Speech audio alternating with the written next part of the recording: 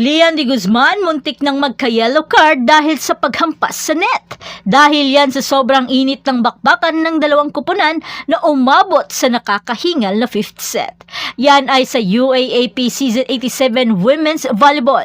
Ang 5 set na thriller na ito na nagpapakita sa FEU na malakas pa rin sa kabila ng mga errors nila ay nagkamit pa rin ng tagumpay mula sa bingit ng pagkatalo at nagwakas sa kanilang 2 larong panalo at may 2 talong record. Malakas ang simula ng FEU at nakuha nila ang unang set na may 25-15 pero nag-iba ang body language ng Ateneo sa second set dahil nagpakita ito ng malakas sa kumpiyansa at opensa na naglagay sa FEU na masira ang kanilang sistema. Bagamat humabol man ang FEU sa 5 kalamangan ng Ateneo pero sa sarili pa rin nilang error ang nagpatalo sa kanila. Sa ikatlong set, muling nakakuha ng momentum ang FEU at nanalo ng 25-17 sa score. Ngunit malakas talaga ang fighting spirit ng Ateneo at lumaban sila ng husto sa 4th set.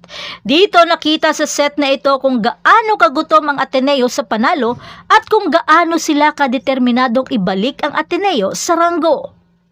Dahil makailang beses nagtabla ang score at makailang ulit na nagbalasa si Coach Tina Salak para lang tapatan si Lian de Guzman na sobrang nag-init sa bakbakan.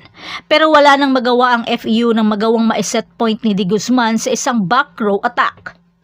Bagamat pinilit pa ni Petalio na habulin ang score pero dahil sa successful challenge na inakala na ni de Guzman na wala na kaya sulit nagbigay ng isang mabigat na service ace dahilan upang ma-extend ito sa 5th set.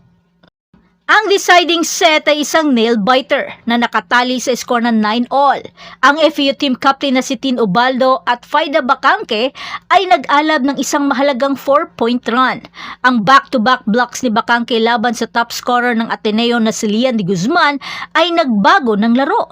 Pagkatapos ay tinapos ni Bacangque ang tagumpay sa pamamagitan ng isang matinding down-the-line hit at binigyan ng FEU ng 15-11 na panalo.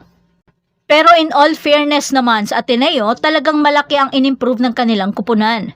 Talagang nagpursigi sila at halos lahat ng laban nila ay umaabot sa 5th set na nagpapakita ng kanilang matapang sa bakbakan.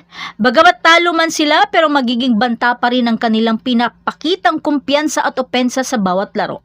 Ano sa tingin nyo?